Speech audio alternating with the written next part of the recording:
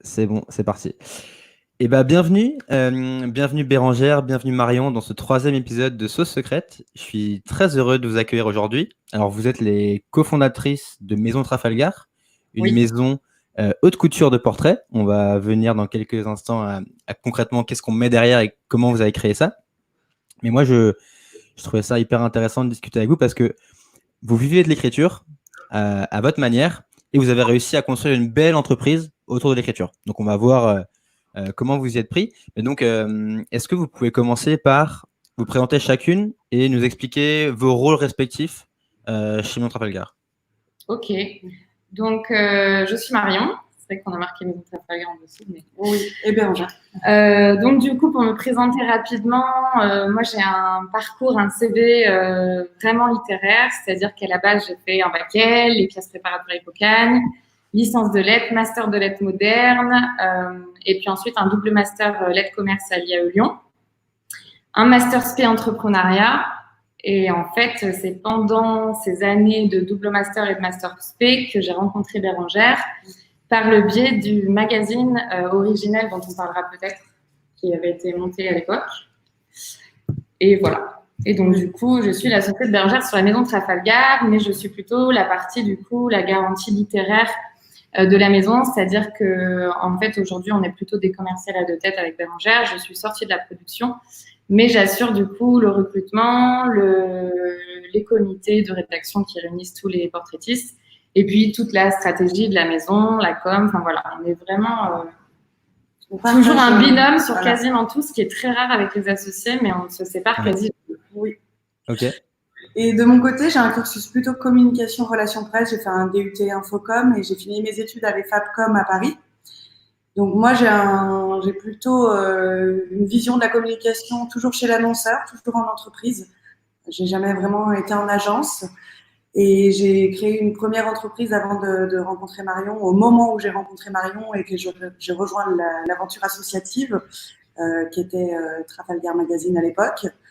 Et de mon côté, du coup, j'ai plutôt la casquette de dirigeant d'entreprise. Donc, on fait le commercial à deux, effectivement. Donc, moi, je vais plutôt être sur tout ce qui est toute la vie d'une petite entreprise, donc multicasquette. Hein. J'ai aussi appris à être la graphiste de l'entreprise. Voilà, on apprend beaucoup de choses hein, quand on crée une boîte, mais c'est vrai que du coup, j'ai aussi la main sur les finances, la compta, l'administratif. C'est la dame chiffre de la maison d'écriture. C'est important aussi, c'est important. Alors que j'ai la compétence pour les chiffres hein, à la base. Non. Bon, bah, il faut savoir s'inventer quand on crée une boîte. Voilà. Ok, hyper intéressant. Et est-ce que vous pouvez nous présenter la maison en quelques chiffres, quelques dates clés peut-être, pour qu'on comprenne bien qui vous Oui, êtes? alors sur la partie historique, donc nous on s'est rencontrés en 2013, donc pour info j'ai 27 ans. Et 31. Voilà, donc on a Ok. commencé plus tôt parce qu'on s'est rencontrés en 2013, donc 2013 création du magazine, on se rencontre. 2015 on crée l'entreprise ensemble, donc on est dans la 5e année. Ok. 2014 on sort le livre, oui, donc le fameux livre de l'audace. Côté magazine, donc ça clôt ce parcours justement magazine pour ensuite se diriger vraiment dans l'entreprise et dans l'entrepreneuriat à 100%, même si l'association était aussi un élan entrepreneurial, hein, il faut vraiment rappeler ça. Après, date clé, 9 mois après naissance du petit garçon de Bérangère. Voilà, ça c'est vrai. C'est pas Maman très... entrepreneur. Voilà, arrivée du coup de, de Benjamin, pardon, premier portraitiste internalisé de la maison. Quasiment en 2017. Ouais. Quasiment un an après Max. Oui, un an après Maxime et encore un an après Camille. Voilà. Donc là, vous êtes 5 aujourd'hui? Oui, 5. Ok. Et alors, j'aimerais bien qu'on revienne un petit peu au début de l'aventure. J'imagine que c'est peut-être toi, Marion, qui a eu l'idée de faire un business ou une activité autour de l'écriture. Et en fait, tu as convaincu. Non, c'est pas ça? Ce sont les clients, en fait. Hein, ok. Les prospects, au départ. En fait, moi, j'ai eu l'idée du magazine. C'est-à-dire, en fait, pour rembobiner un petit peu, donc pour te contextualiser, je suis élève dans ce fameux double master, lettres commerce, c'est-à-dire qu'en fait, je me rends compte que je délaisse peu à peu les lettres et les heures de lecture et de dissertation au profit de découvertes de matières telles que le management, la RH, la compta, qui n'étaient pas mes meilleurs amis. Et en fait, je me sens littéralement cul entre deux chaises. C'est-à-dire que, en fait, je me sens plus spécialisée dans les lettres, plus du tout, et pas assez demain pour chercher du boulot, justement, dans les nouvelles matières que je découvre. Et je me dis, comment je vais faire pour trouver du boulot? Ça va être compliqué, sachant que 2 ans avant, je me prenais une tollée au concours d'entrée d'une école d'édition à Paris, parce qu'on m'avait dit que j'étais trop littéraire. Ok. Voilà, on m'avait dit que l'édition aujourd'hui, c'était quand même manier les chiffres, connaître les marges, connaître tout ça. Et moi, j'avais vraiment ce CV de puriste, de lettré, mais c'est vrai que je n'étais pas capable de parler d'un coup de revient, de parler de quoi que ce soit. Voilà. Et donc, du coup, l'idée initialement, c'était de me dire, bon, je vais me construire un book, mais c'était vraiment pour trouver du boulot. Je vais m'investir à publier chaque dimanche le portrait d'un jeune audacieux lyonnais de moins de 30 ans. Donc, qu'il soit artiste, entrepreneur, artisan, musicien, sportif, voilà, très, très différent, mais lyonnais et moins de 30 ans. Du coup, je faisais ça vraiment bénévolement. Je lance ce blog en me disant, je l'appelle magazine parce que voilà, c'est bien comme ça. Et puis finalement, je suis très vite contactée par des passionnés qui veulent me rejoindre dans cette aventure de manière bénévole, dont Bérangère qui était la 3e à me contacter. Oui, pour développer la communication autour du magazine, les événements. Enfin, en fait, le magazine, on le gérait déjà comme une petite entreprise, mais qu'on a structuré en association, mais on avait tous nos activités en parallèle. Mais c'est vrai que du coup, on a été très investis sur le tissu entrepreneurial très vite. En fait, on était invités à remettre des prix de l'audace à des chefs d'entreprise. On était amenés à faire des interventions au sein des entrepreneurs, etc. Alors qu'on n'avait pas encore nos entreprises respectives. C'est ça qui était dingue. Et moi, je savais que le magazine allait avoir une fin puisqu'il fallait que j'aille trouver du boulot. Hein. J'ai mené l'assaut jusqu'à la fin de mon Master 2. Et en fait, coup de théâtre, en Master 1, je croule sous les demandes de devis dans ma boîte perso parce que j'étais la seule plume à l'époque en fait, de l'assaut. C'est-à-dire qu'on avait des talents bénévoles en graphiste, en organisation d'événements, en com, voilà, mais en plume, j'étais la seule. Donc, il allait de soi que les clients, les prospects qui étaient intéressés me disaient « Marion, est-ce que vous pourriez m'écrire un portrait et tout ?» Et puis moi, en fait, je traite ça en me disant mais attendez, mais on fait pas de publi-reportage, vous voulez nous payer pour être dans notre média, c'est pas comme ça que ça se passe, c'est les jeunes lyonnais de moins de 30 ans. Et puis en fait, 2 demandes, 3 demandes, 4 demandes, 7 demandes. Et j'en parle pas à Bérangère parce qu'on n'était pas si proches que ça. Mais je me dis, waouh, je sens qu'il y a un concept. En fait, j'ai compris, ça y est, j'ai pigé qu'on nous demande, on vient nous trouver pour en fait pas paraître, pas avoir de la visibilité sur le média, mais pour commander le savoir-faire portrait hyper ciselé déjà à l'époque en fait de la maison. Hein, parce que même en asso, on était comme ça. Hein. Et en fait, à ce moment-là, je fais toutes les conneries possibles et inimaginables. On y reviendra peut-être. J'en parle pas à Bérangère parce qu'elle avait déjà une boîte à côté et que ça aurait été délicat de ma part de lui dire quitte tout pour rejoindre celle-ci. Mais je fuyais à tout prix la vie de freelance et je me dis, il y a un concept, il faut que je le creuse. Donc, je m'inscris FISA à un accélérateur Boustignon. Je fais mon stage de fin de Master 2 dans un incubateur. Ouais. Et en fait, l'idée, c'était de se dire, est-ce que ces 7 personnes qui sont venues frapper à la porte du Baby Trafalgar, est-ce que c'est un début de marché ou est-ce que c'est juste un coup de chance sur le moment et on verra. Donc, tout ça pour dire que ce n'est pas moi qui me suis dit il y a un concept de portrait ou de maison de portrait. Par contre, sont les clients, enfin, on est né du besoin et ensuite, on a développé la stratégie au fur et à mesure de leurs besoins et de leurs attentes. Il n'y avait pas d'offre quand on a commencé à faire le portrait, il n'y avait rien. Par contre, il y avait déjà des clients, donc on a pu se salarier au bout de 2 mois de création d'entreprise, qui est extrêmement rare. Il y avait déjà de l'attente, en fait. Ouais, c'est une super histoire et je trouve que on le voit souvent, mais votre histoire et ton histoire, ça illustre bien que ça part souvent d'un intérêt personnel. Et c'est souvent en creusant ce qui nous rend singulier, ce qui nous rend unique. Toi, t'aimais écrire, t'aimais le côté business, donc tu avais cette double casquette qui est finalement pas si répandue que ça, donc c'est assez rare. Et en plus, tu t'es dit, je vais faire que les Lyonnais de moins de 30 ans. Oui. Et donc forcément, tu étais hyper segmenté. Exactement. Et donc, ça t'a créé une réputation et progressivement, j'imagine qu'il y a eu du bouche à oreille, tu as créé l'asso et c'est devenu ce que c'est devenu. En fait, après, on a très vite fermé l'association parce qu'il faut vraiment diviser les deux. Et donc, du coup, on a offert le magazine qui existe toujours, mais sous un autre nom, à une étudiante en lettres qui venait d'arriver en Hippocagne. Et nous, on est toutes les deux quand Bérangère m'envoyait faire tout, tomber de carré en Scylla et tout faire n'importe quoi parce que bon, j'avais le flair pour le concept et je savais exactement où je voulais aller, le concept de maison, de niche, etc. Par contre, j'étais vraiment une calamité en termes de gestion et là, Bérangère a dit allez, j'y vais, on y va. Moi, je regardais Marion du coin de l'œil et puis un jour, on a fait un café, on s'est dit je crois qu'il faut qu'on aille ensemble en fait. Et puis on ne s'est plus du tout quitté.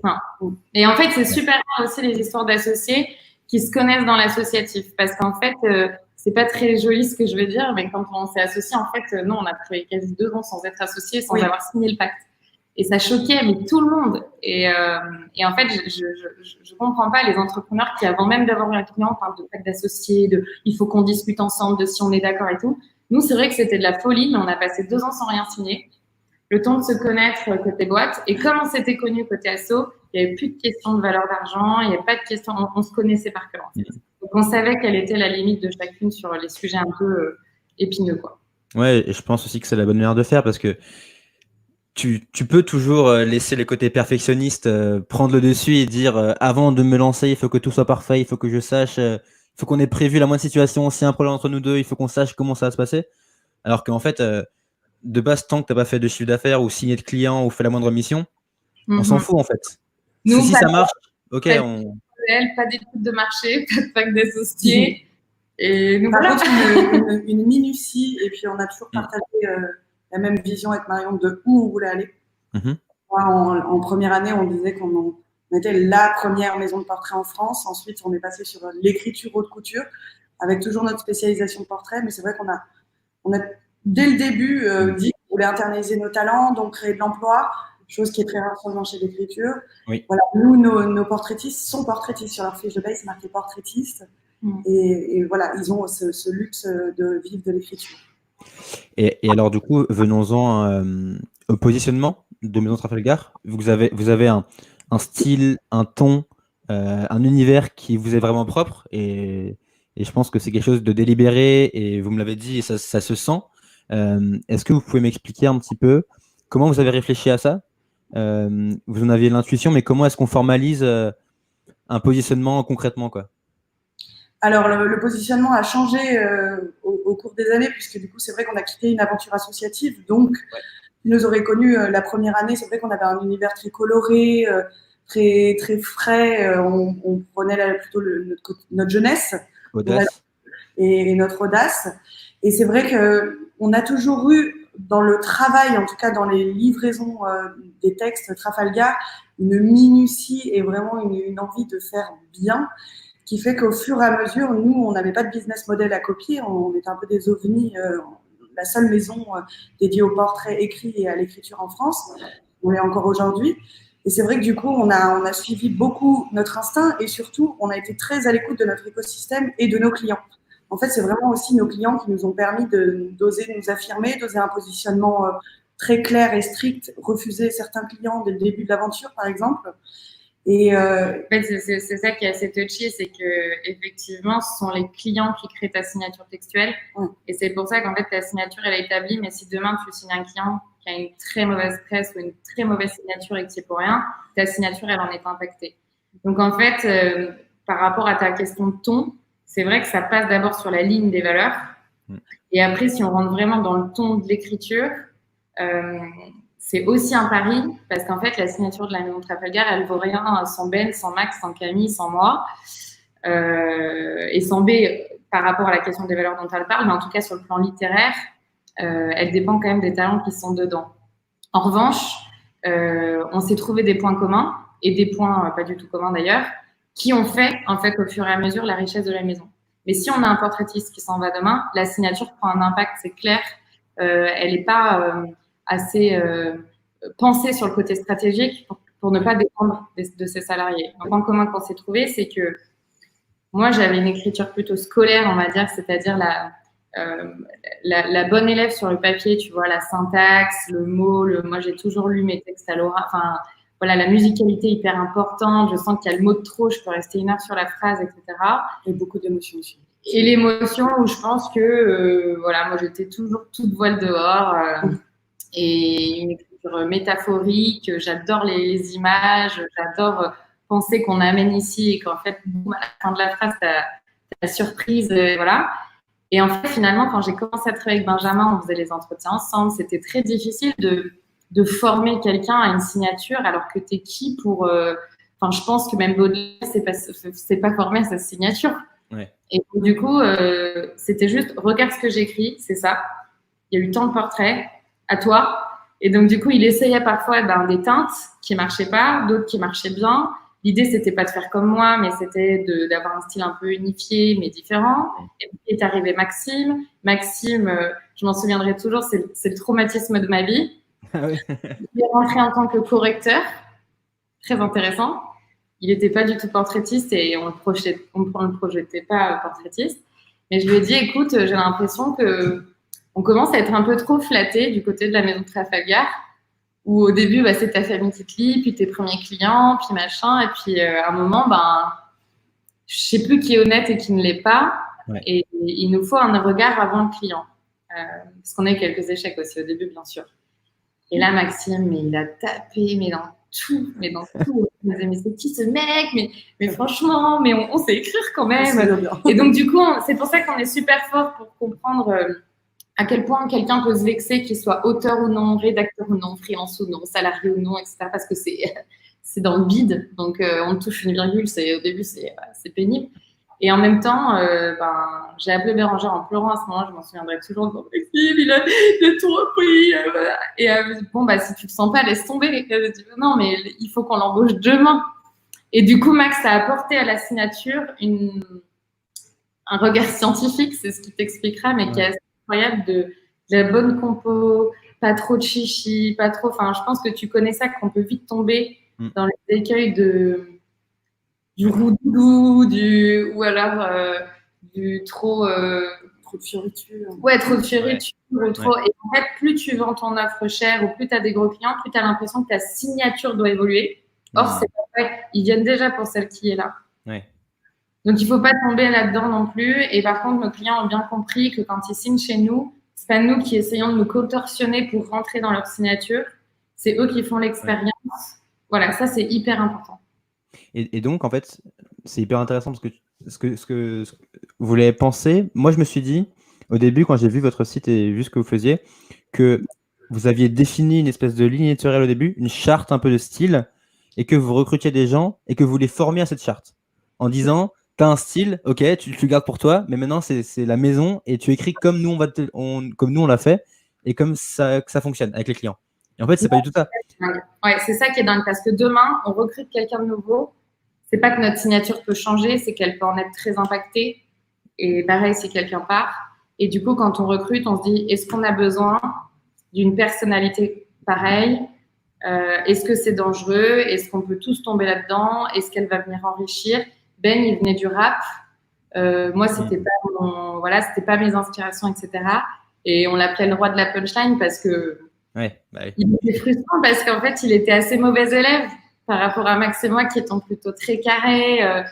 On se lançait jamais comme ça, on retouchait tout bien. Et Ben, il lâchait, quoi. C'était une écriture vraiment lâchée, quoi. Et en fait, on s'est retrouvés à mettre de lui dans cette signature. Et forcément, c'est pas qu'on s'imite, mais c'est qu'on s'influence. On s'influence, c'est sûr. Et puis, je pense qu'on a tous entre 27 et 33. Donc, on n'est pas fini, quoi. Enfin, j'espère qu'on n'est pas fini. Mais parfois, lui me disait, Marion, là, je trouve que tu es un peu tombée dans le… Puis moi, je disais, là, Ben ou Max. Par contre, on sait que Max, c'est la plume des savoir-faire. C'est celui qui est très fort dans l'artisanat. Il a beaucoup de vocabulaire. Il va chercher de petits détails. Moi, c'est vrai que c'est des choses qui m'inspirent moins. Moi, j'ai besoin de… Je vais plus écrire avec le ressenti. Ben, c'est parce qu'il va le toucher. Donc aussi, si on dépasse le stade d'écriture en entretien, tu nous mets tous sur le même canapé face à la même personne, on va pas ressentir les mêmes choses. Ouais. Oui. Par contre, le collectif est important et c'est là où on ressent la patte de la maison. C'est que chaque texte et chaque portrait qui est terminé et donc écrit par un portraitiste passe en comité de lecture avec l'ensemble des portraitistes de la maison. Donc, il y a quand même toujours ce regard collectif. Moi, je vais amener mon regard sur la partie photo Et finalement, on avait fait le déroulé pour un portrait pour Trafalgar il n'y a pas longtemps. On a vraiment tout décortiqué. Et il y a absolument toutes les personnes de l'équipe qui interviennent à chaque fois. Ok, hyper intéressant. Gère son portrait, mais par contre, c'est intéressant ce que tu dis parce qu'on a beaucoup d'entrants, beaucoup de demandes parce qu'on n'a jamais publié d'offres d'emploi quand on était en recherche. Je ne sais pas pourquoi, ça ne nous inspire pas beaucoup. Ouais. Et on reçoit beaucoup de candidatures spontanées, on les traite toutes, on les teste tous. Okay. Et sur tous ceux qu'on a reçus en 5 ans, il y en a 4 qui étaient en shortlist en 5 ans. Donc, par contre, il y a une exigence. Pas de signature, mais on sait tout de suite en 4 lignes ça va le faire ou ça va pas le faire. Et ça, on peut pas l'exprimer, mais c'est un, c'est voilà. Et puis c'est à tenter aussi. Hein. Ouais. Ce que je trouve bien, et j'en parlais avec Alexandre dans l'épisode 1 de Ce Secret, c'est que historiquement, les médias, ils cherchent plutôt, alors vous n'êtes pas vraiment un média, mais vous vous en rapprochez, ils cherchent plutôt à uniformiser le ton et à faire que chaque journaliste écrive d'abord pour le nom du média. Mais vous assumez cette singularité et vous la cherchez aussi. Et donc ça, je trouve ça hyper intéressant.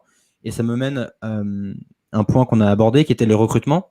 Est-ce que vous pouvez un peu me dire les profils des gens qui bossent aujourd'hui avec vous et alors, je sais que c'est pas facile, mais quels sont les critères de recrutement chez vous, du coup? Si c'est très informel, je pense, mais il y a peut-être… Oui. Et pourtant, il y a une culture d'entreprise, c'est ça peut paraître en fait pas travailler, ce côté full instinct, mais non, je pense pas, mais… faire bosser. En même temps, le talent, j'ai envie de dire le talent aussi, hein, quand même. Comment on reconnaît quelqu'un qui écrit bien ou qui va fitter chez vous En fait, c'est très paradoxal parce que moi, j'avais l'impression, sortant d'Hippocagne, mais n'ayant pas fait Cagne, parce que trop élitiste, parce que pas une ambiance qui me ressemblait. J'étais persuadée qu'on allait recruter en sortie de Cagne. Ouais. Et je pense que les classes préparatoires littéraires sont remplies de gens qui écrivent très bien. Après, j'ai pas envie de dire qu'il y a une écriture en entreprise parce que c'est ce pourquoi on se bat, paradoxalement, de dire non, on n'est pas écrivain public, on n'est pas écrivain d'entreprise, alors qu'on est au service des entreprises. Hein. Mais il y a un tout petit paradoxe quand même. Et en fait, c'est juste une écriture qui a envie de… Si tu veux, pour moi, il y a deux types de personnes qui écrivent. Enfin, je vais me faire taper dessus en disant ça, mais bon, ouais. Allons-y. Soit tu as envie d'écrire comme je l'ai fait pendant des années pour ton bonheur, pour ton besoin, et c'est dans ton placard, dans ton tiroir, et peut-être qu'un jour tu publieras, et pas, mais tu le fais pour toi, etc. Ouais. Ou soit tu te dis à quoi bon écrire, et je pense que c'est le cas aussi des gens qui viennent nous voir, à quoi bon écrire si c'est pour qu'en fait pendant 10 ans, personne ne mette les yeux dessus. Donc tu auras toujours les puristes qui diront non mais attends, être plume chez Trafalgar, c'est des gens, tu sais, c'est comme les artistes qui vendent leurs œuvres qui répondent à des commandes. Tu vends ton âme. Voilà, c'est ça. Et en fait, moi, je trouve que c'est une intelligence que de se dire, moi, mon challenge, c'est d'embarquer le client dans mon écriture. Et c'est ça, en fait, là où pour moi, on a été fort, c'est qu'on recrute en disant, on ne va pas te demander de faire ça, ça, ça. Max te dira peut-être après, hein, je ne sais pas, il aura peut-être une autre vision. Et donc, du coup, pour moi, quelqu'un qui écrit bien, c'est quelqu'un qui sait, qui a l'intelligence, non pas de s'adapter, mais de relever le challenge, en tout cas, de dire tu ne me crois pas, tu penses que je ne suis pas fait pour ça, tu penses que je ne peux pas répondre à ça, ben, je vais complètement te prouver le contraire. Et même à l'entretien, quand on a des clients qui nous disent moi, je ne peux pas me confier à un homme, parce qu'on a quand même fait quasi 2 ans qu'avec des portraitistes hommes quand j'écrivais plus. On disait ah ouais, ben, c'est ce que vous allez voir. Ou quand on sent un client qui n'a pas trop les mêmes valeurs que Ben ou machin, on envoie Ben. On se joue vraiment de tout ça. Et donc, du coup, une bonne plume, c'est d'abord un bon cœur, quoi. Je pense, hein, mais quelqu'un qui a envie de relever ça. Après, c'est des personnes surempathiques. J'ose même le mot hypersensible, qui a souvent été décrié, qui est souvent mal vu dans le monde des entreprises. Moi, honnêtement, si j'avais pas eu le bonheur de trouver les ficelles de comment on pouvait être heureux avec Trafalgar, je pense que j'aurais été inemployable. Et j'en ai encore peur aujourd'hui de perdre Trafalgar un jour et je sais pas où je pourrais être vraiment bien dans mon hypersensibilité. Donc empathique, hypersensible et minutieux, mais minutieux. Voilà. Moi, c'est pas si le chapitre 1 il était souligné et que le chapitre 2 il l'est pas, ça me met en rage quoi. Tu vois, voilà. C'est carré, donc ça paraît quand même assez libre, mais il faut être capable de passer 1 heure sur sa phrase et si on se décourage, alors c'est pas chez Trafalgar. Et puis voilà, il faut le piquant. Une fois, Benjamin avait dit que c'était la pertinence de l'impertinence chez Trafalgar. Oui. Et je pense qu'il faut avoir envie de surprendre dans ses lignes, de pousser un petit peu ce qui a toujours été dit sur l'entreprise ou le dirigeant. Enfin voilà, il faut avoir aussi cette envie de bousculer un petit peu les choses.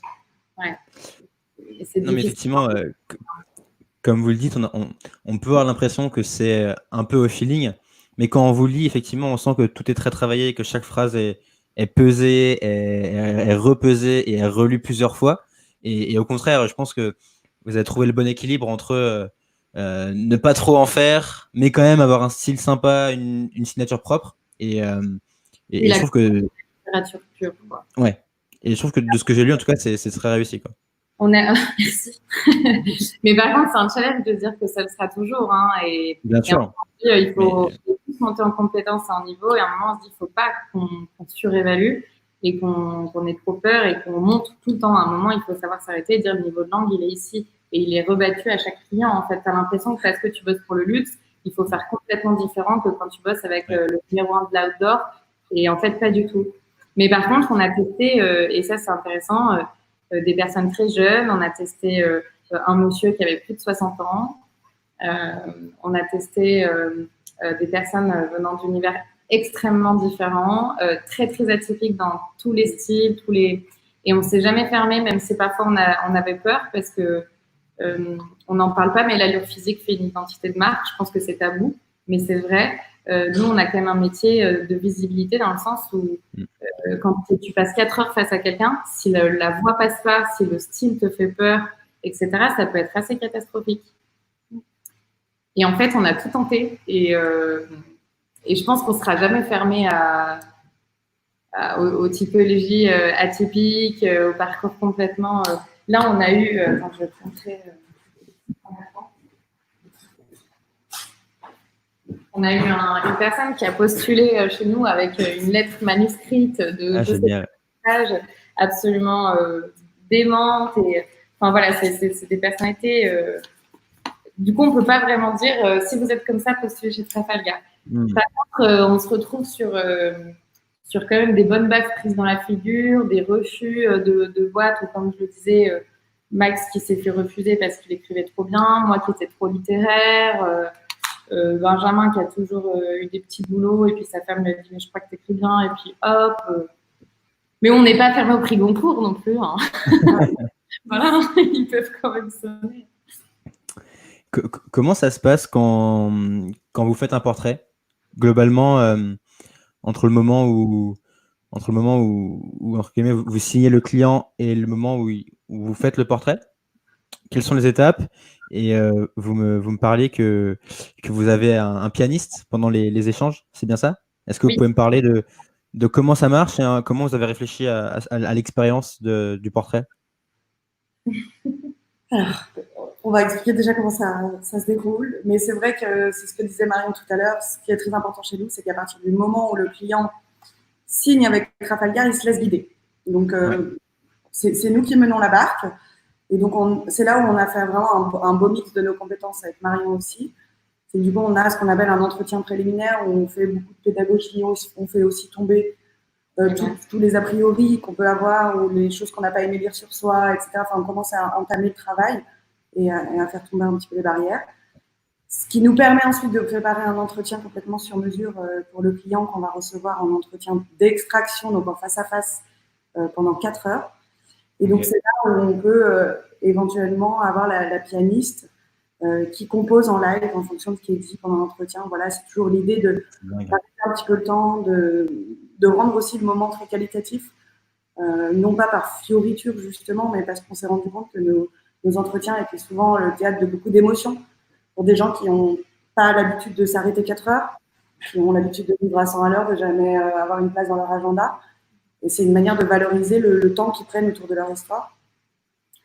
Et ensuite, bah, c'est 1 mois de délai, mais Maxime rentrera dans le détail à ce niveau-là, d'écriture, où on laisse complètement le portraitiste seul avec le client, finalement, pendant 1 mois. Normalement, il ne vient pas sonner à leur porte pour savoir où en est l'intro. Non, jamais. Ouais. On pourrait croire qu'à chaque étape, dès qu'il y a une ligne posée, mais non, il est vraiment seul, ce qui est un risque, parce que tu peux te planter au bout de mois et il faut que tu livres ton client.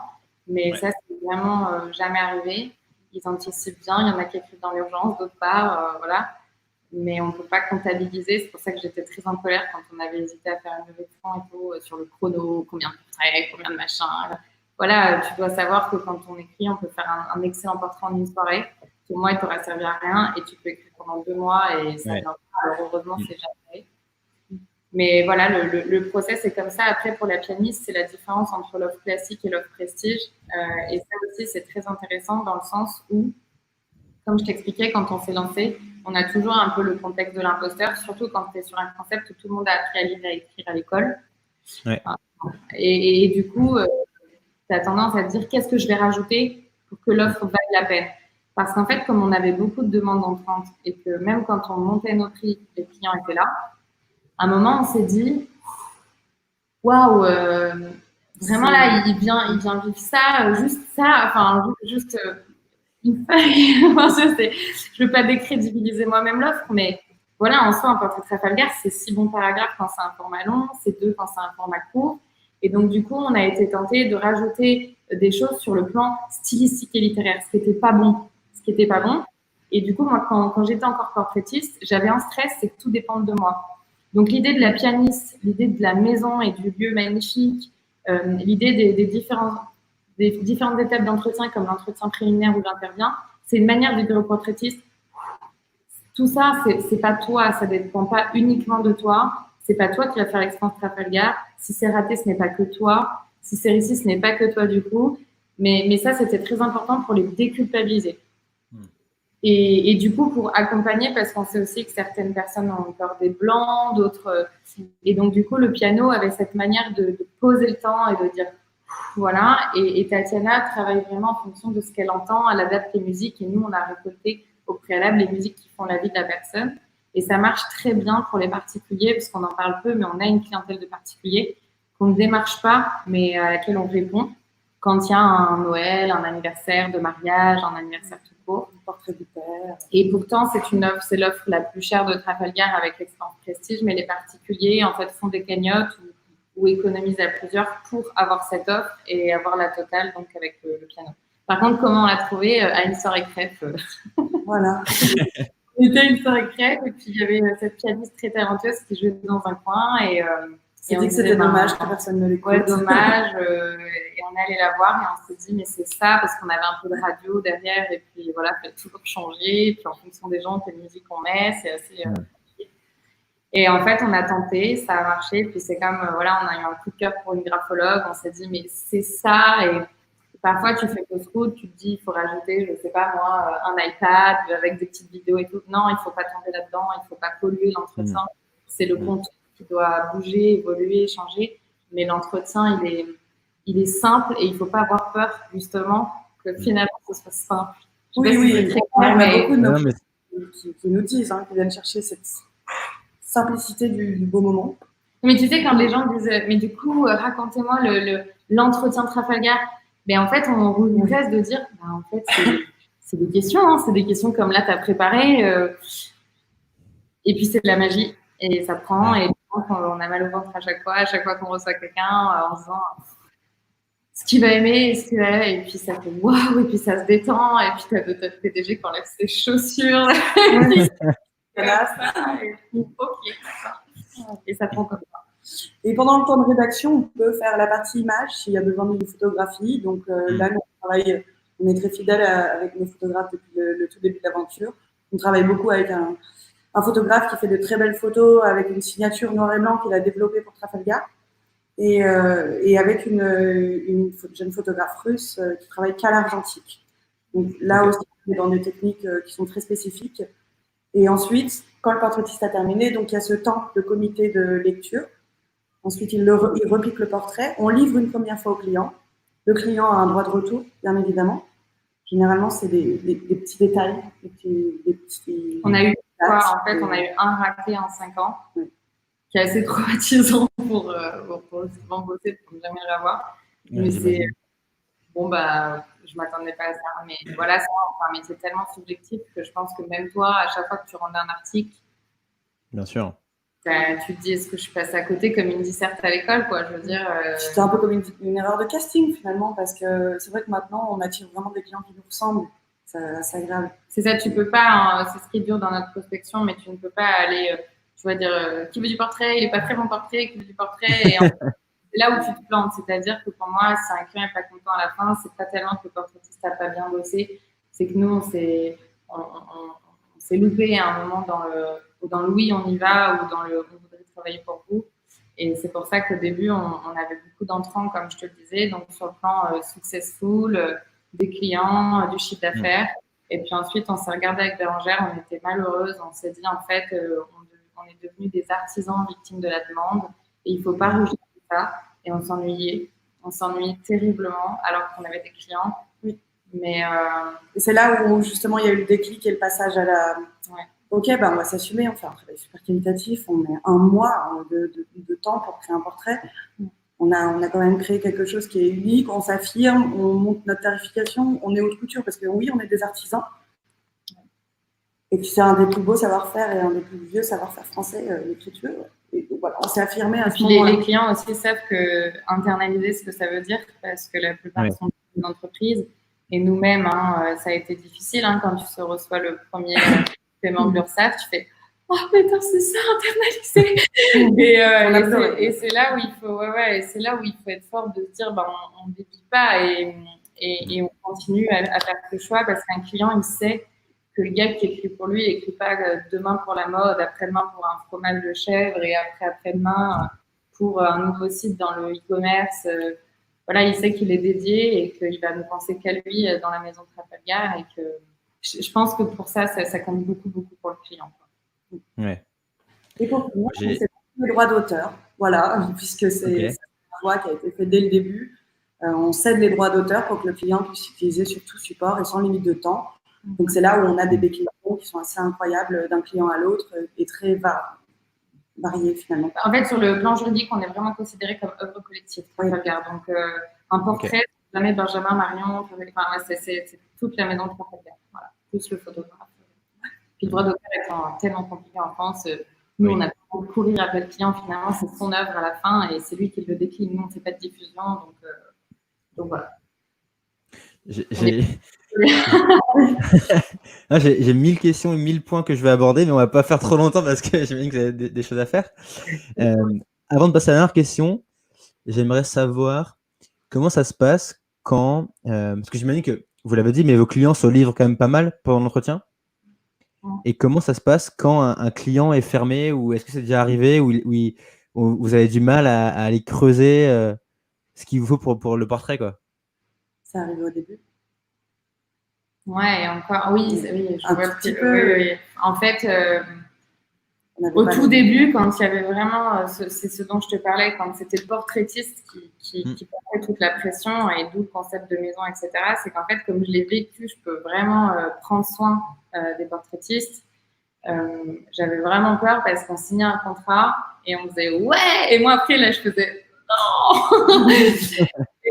Voilà, et en fait du coup j'arrivais à me réjouir pour la boîte et puis j'étais déjà paniquée pour ce qui m'attendait parce qu'effectivement je me disais Marion, t'as beau tout préparer, tout prévoir, tout penser, tout réfléchir, si en face c'est froid, ça percute pas et tout, difficile. Et puis si on recontextualise, j'avais 22 ans à la création. On recevait au début des dirigeants qui avaient entre 40, 60 ans, femmes, hommes, peu importe, mais il faut quand même être formé. J'avais un client très important, notre première grosse référence, qui en fait nous avait dit, était arrivé en disant ça va durer longtemps votre truc. Oui, ça commence mal. Et en fait, du coup, j'ai un peu perdu pied et je me suis reprise en disant oui, ça va durer 4 heures, ça va être long et très douloureux parce qu'en plus, vous n'allez pas me dire ce qu'il faut que je note parce que souvent, les dirigeants peuvent avoir ce rapport, tiens, note ça, t'as compris ce que tu dis là, tu notes bien ça et tout ça. C'est moi qui vais l'idée, donc oui. Et puis il dit non, mais pardon, désolé, c'est juste que j'aime pas perdre mon temps. Et en fait, au bout d'une heure d'entretien, je l'ai vu s'allonger comme ça, et puis il avait enlevé sa montre, il avait déposé, mais sans s'en rendre compte. Donc je lui ai montré, et il a dit effectivement, j'ai pas vu le temps passer, et c'est de très bonne facture ce que vous faites. Et ensuite, il nous avait appelé en personne pour le portrait en disant qu'il adorait. Mais en fait, ça a quand même permis de se protéger d'une chose, c'est qu'aujourd'hui, quand on signe quasiment toujours en direct avec le dirigeant. Et là, c'était un contrat qui avait… en fait, tu avais le client qui avait dit « je veux 18 portraits », dont lui. D'accord. Donc lui, il avait reçu une invitation à venir chez nous. Puis on était passé par l'assistante de direction. Voilà. Et donc, on a dit maintenant, stop, c'est en direct. Et comme ça, il n'y a pas de mauvaise surprise parce qu'on n'est pas là pour se faire mal.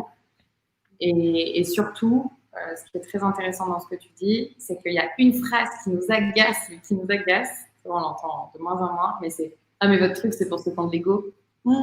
Alors déjà, de un, mais heureusement que tu as de l'ego. Putain, il faut arrêter, quoi. C'est quoi de dire tu peux pas avoir de l'ambition, tu peux pas être opportuniste, tu peux même pas avoir de l'ego, tu peux même pas avoir d'argent. Non, mais voilà, heureusement que quelqu'un a de l'ego. Et non, on n'est pas là pour serrer les ponts des gros PDG de la région, puisque en fait, on travaille déjà autant pour les dirigeants, les collaborateurs, voilà. Et ensuite, quand ils arrivent chez Trafalgar, ils ne sont pas le dirigeant, ils sont vraiment nous là. Et maintenant, il n'y a plus aucun risque que ça ne matche pas. Bien sûr, on peut être un peu plus fatigué, un peu plus à cran, mais maintenant, on sait faire en sorte que ça matche et que le moment se passe bien et que ce soit… Voilà. Ok, hyper intéressant. Dernière question, du coup, avant que je vous laisse. C'est une question plus sur vos envies et vos ambitions en tant qu'entrepreneur. Où est-ce que vous voulez emmener la maison Trafalgar? Et est-ce que vous, parce que là aujourd'hui vous êtes 5, dans l'idéal, où est-ce que vous voyez dans 2-3 ans? Est-ce que vous êtes attaché à cette petite taille et du coup ce contrôle et cette expérience voilà, que vous garantissez aux clients, et du coup chaque personne a un rôle vraiment clé chez vous? Ou est-ce que vous aimeriez peut-être réussir à trouver une méthode pour faire passer votre savoir-faire à l'échelle et recruter plein de personnes et faire un truc mondial? Oui, alors… c'est un peu les deux chemins, quoi, généralement. L'avantage, c'est que tu peux dire Trafalgar dans toutes les langues déjà. Ça passe très bien. On a des commandes déjà pour des portraits. On en demande en anglais, souvent en allemand, en italien, etc. Donc, on ne peut pas encore y répondre. On peut répondre que en français et anglais pour le moment. Et on voit par contre qu'il y a un besoin dans les autres pays où on attire des clients dans d'autres pays, soit parce qu'ils ont une clientèle française, qui sont des dirigeants français, des dirigeants étrangers, pardon, avec une clientèle française. Donc, du coup, il y a un intérêt à séduire sa cible de cette manière. Soit parce que oui, on pense que notre concept peut se décliner et passer à une échelle supérieure. Après, on ne veut pas être l'Amazon du portrait, ça c'est sûr, dans le sens où si tu veux être proche de tes équipes et que tout le monde soit heureux, et ça, nous, on accorde vraiment de l'importance. Je pense que les gens de notre génération n'ont plus envie de s'emmerder avec un boulot qui leur fait mal au ventre avant d'arriver. Il ne faut pas trop grossir. On a déjà parlé avec Bérangère de fondamentaux, où en tout cas la maison Trafalgar sera toujours sur Lyon, le siège. Après voilà, on se laisse que vivre, avoir une vie perso, partir sur un coup de tête, etc. Mais on aimerait beaucoup que le siège reste à Lyon, pas à Paris. Oui. Ensuite, sur la vision, non, on a plein d'idées. Ce qui est difficile, c'est que le dire, c'est l'ancrer. Ouais. Nous, déjà, sur les années qui arrivent, là, on veut continuer cet effort qu'on fait, qui est possible du fait qu'on n'est pas sectorisé, de continuer à travailler avec les références de chaque secteur, ce qui est quand même aussi un luxe. On n'a que 5 ans, on travaille aujourd'hui avec de très belles références. On veut continuer, et c'est ce qui aussi nous amène une certaine forme de flexibilité, de pouvoir travailler avec des références et derrière d'avoir des contrats un peu coup de cœur, où on peut se permettre de nourrir aussi nos portraitistes. Ça, c'est très important. Continuer à les nourrir. Et c'est vrai que si on arrive à une échelle trop importante en termes d'humain, hein. On aura du mal à… Ouais, la prochaine phase, c'est que de la même manière que ça s'est passé entre Benjamin et moi, ça s'est passé entre Ben et Max, ça se repasse maintenant entre Max et Camille. Et donc, du coup, aujourd'hui, ça fonctionne. Mais parce qu'on se voit encore, on travaille tous. Le principe de la maison, c'est aussi, nous, on rigole en disant putain, avec le Covid, tout le monde rend son local. Et nous, on s'installe dans la maison de nos rêves à ce moment-là. Mais c'est parce qu'en fait, on se voit tout le temps, on déjeune tous les midis ensemble. Donc, c'est aussi comme ça que je pense que l'expertise s'affine aussi naturellement sans qu'il y ait besoin de la poser. Tu vois, si demain, on a 20 portraitistes à Paris, oui, il va falloir faire un draft. Voici les règles de rédaction de la maison. Ça, c'est vraiment pas ce dont on a envie. Par contre, notre ambition numéro 1, c'est de créer de l'emploi.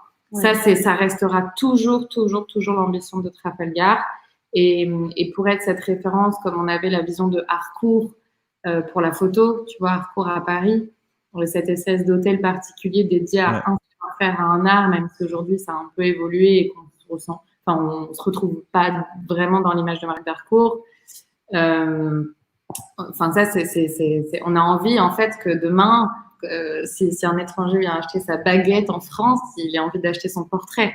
On veut que ce soit inscrit dans la culture française et que demain, peut-être, pourquoi pas, mais ça c'est très ambitieux, il n'y ait plus d'existence de CV. Et en fait, un portrait, si c'est bien fait, c'est un doux mix de lettres de motivation et de CV et de personnalité, tu vois, de test MBTI. Et que demain, tu ne recrutes que sur portrait, tu vois, soyons fous. Après, on développe le portrait audio, on développe le portrait, enfin, plein de types de portraits, ou quand on dit maison de portrait, on ne peut pas encore tout dire, mais on est vraiment sur ce déploiement au-delà de l'écriture, mais sur cette niche du portrait. On aimerait aussi avoir une vraie valeur sociétale. On voudrait s'inscrire dans un axe plus pédagogique, en participant à l'émergence d'une école d'écriture. Voilà, c'est des choses qu'on a en tête, on en a plein. Voilà, intéressant. Contact Live Mentor d'ailleurs. Intéressant. Trop cool. Interviewera, d'accord. Bien sûr. Est-ce que pour finir, vous avez une recommandation de lecture chacune? Un portrait, une biographie, ou pas? Oh non. Vous décidez. Une biographie? Ah non, je peux pas. Non, pas forcément. Ah oui, un livre qui… Un livre qui est quoi? Dans quel sens? Parce que non, un livre qui vous a marqué, hein, et que vous aimez, un livre que vous aimez offrir. Ouais, mais moi, c'est toujours glauque quand j'en parle. Pareil, j'allais dire que c'est hyper glauque. Tu veux dire à quelqu'un qu'on aime? C'est pour ça que j'ai arrêté. Le livre de l'audace. Ça, on va offrir, mais non. Moi, c'est l'écriture ou la vie, mais c'est très simple. L'explication est très simple. C'est parce que d'ailleurs, j'ai réussi à le finir pendant le confinement. En fait, pendant des années, c'est un livre qui était tellement violent au niveau de l'écriture et de tout ce qui était dit. Voilà, c'est l'ancien ministre de la Culture espagnol qui raconte sa vie en camp de concentration. Voilà, on n'est pas sur quelque chose de très fun, mais en tout cas, c'était très cru comme écriture, et du coup, j'ai jamais réussi à finir ce livre. Ok. Donc, j'étais marquée par le fait que je n'avais pas réussi à finir un livre, tellement il m'avait bouleversée. Et donc là, pendant le confinement, j'ai réussi à le finir. Donc, c'est pour ça, c'est tout frais. Sachant que Bérengère a quand même beaucoup de courage, parce qu'on ne le dit pas assez, que de bosser entouré de littéraires, c'est quand même pas simple. C'est pas simple. Et après, j'ai fait des années de théâtre, donc j'étais avec des théâtreux, donc c'est… Non, mais t'as une lecture assez dissipée, et c'est comme ça qu'on s'est rencontrés, parce que justement, les portraits, même côté magazine, avaient ce format long. Et ça m'avait marqué la première fois que tu avais dit c'est un portrait que je trouve extra. C'est déjà parce qu'on arrive à aller jusqu'au bout. Et je crois qu'aujourd'hui encore, finalement, c'est un critère. C'est con, hein, ça m'énerve un peu quand sur LinkedIn, vous inquiétez pas, vous aurez fini en 2040. On nous infantile un peu. Mais oui, moi je suis dissipée et je suis tombée amoureuse des textes de Marion. Si tu veux savoir qu'un texte marche, tu vas voir Bérengère, et si elle aime et qu'elle va au bout, c'est ok. Parce que nous, on peut se taper la tête et dire allez, je m'accroche. Et donc, c'est assez intéressant parce que Bérengère a le profil du coup d'un client idéal quand on lui fait toujours lire avant de livrer. Ça, c'est ok. Et, Et Rocco moi, je suis une fan de Christian Bobin. Et du coup, La part manquante de Christian Bobin est un livre qui m'a beaucoup touchée, qui pourtant, je pense que je l'ai lu 10 fois dans ma vie et que j'en ai fait 10 lectures différentes en fonction de ce qui me traversait. Et je suis une fan aussi d'Annie Ernaux. Et j'ai fait d'ailleurs mon mémoire de recherche sur Annie Ernaux, qui avait écrit justement l'événement où, tu sais, elle était taxée de ne pas faire de la littérature. Donc, c'est un sujet qui m'a beaucoup traversé par rapport à notre légitimité. Bah oui. Et mon mémoire, c'était une littérature avortée dans le ventre d'une écriture accouchée. Voilà. Elle va bien, la mémoire. Non, mais en fait, c'est pour dire toujours le sens de la formule. Oui, mais en fait, c'est pour dire que c'est très souvent, on peut avoir peur de frapper à la porte de la maison de Trafalgar en disant c'est que des lecteurs de gros livres, alors qu'en fait on n'est pas dans ces schémas-là. On lit des petits textes, on lit mais des choses qui nous chamboulent, qui vont nous marquer, mais on n'a pas ce côté élitiste du bouquin traditionnel que tu peux avoir en Hippocane ou autre. Par contre, les bouquins qui nous ont marqués nous marquent ad vitam aeternam. Et ce qui est délicat, c'est une question délicate et désolée de prendre du temps sur ce sujet, mais ça compte. C'est que tu vois, sur notre site, on a une page inspiration avec des bouquins, des films, des musiques. Et en fait, elles viennent toutes de nous. Elles viennent vraiment toutes de nous, de toute l'équipe. Par contre, on ne les signe pas parce que c'est vrai qu'il y a un jugement en fait qui peut être fait très vite en disant Marion, c'est la plus manière no, tu vois. Max, lui, voilà. Alors qu'en fait, c'est cette richesse de toutes les inspirations qui font que. Mais je trouve qu'il est trop dommage. Parfois, on juge trop souvent un écrivain ou un rédacteur à certaines références. Donc, sachez que Bérangère aime la vie, même si elle n'écrit pas, et puis que moi, tout va bien aussi. Tant mieux, on est rassurés. Génial. Comme d'appui. Voilà. Merci beaucoup, c'était trop cool. Merci à toi. C'était vraiment hyper intéressant. J'ai vraiment adoré l'échange et vous faites vraiment quelque chose d'hyper singulier, d'hyper intéressant sur plein de points de vue. Donc, j'étais vraiment content de faire cette discussion avec vous et maintenant, hâte d'échanger aussi avec Maxime pour rentrer un peu plus dans l'état de l'écriture, quoi. Merci beaucoup. On ne l'a pas du tout coaché, on ne l'a pas du tout préparé. Ah, tant mieux. Et tu es le premier à avoir dans la vie de Trafalgar, donc 5 ans, l'occasion de faire un entretien, une interview avec un de nos portraitistes. Voilà. J'en suis honoré. Merci beaucoup et à bientôt. Et à bientôt. Salut. Merci, à bientôt.